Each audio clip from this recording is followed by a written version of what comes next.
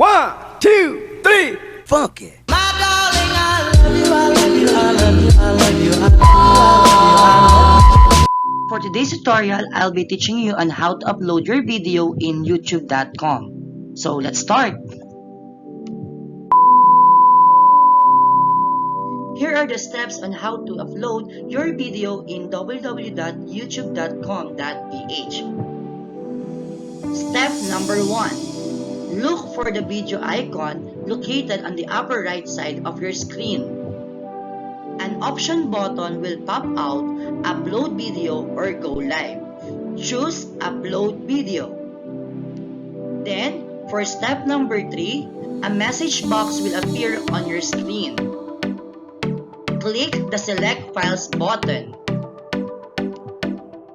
For step number 4, click the files that you are going to upload in YouTube. Then, select Open button. Then, a dialog box will appear on your screen. For step number 5, you need to fill out the title which is required for your video. After encoding the title, you need to click the copy video link. Then, click next. Then last, before you publish your video, you need to proceed in the visibility button. There are 3 options for publishing your video. We have the private, unlisted, and public. Choose and click unlisted.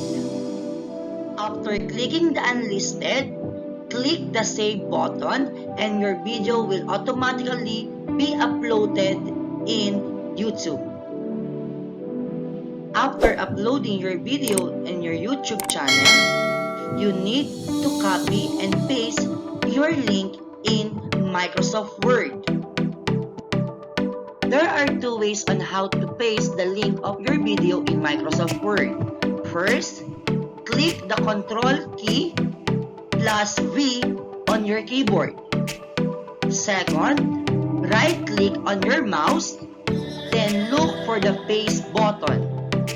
And finally, you have already the link of your video on your Microsoft Word. Then, save the file and upload it in the Prepare Answer in your LMS. And that is how you are going to submit your file or your video using YouTube channel in your Microsoft Word and of course in your LMS.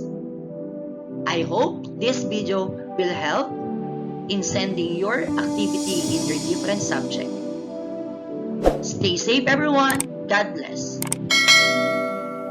1, 2, 3, funk it.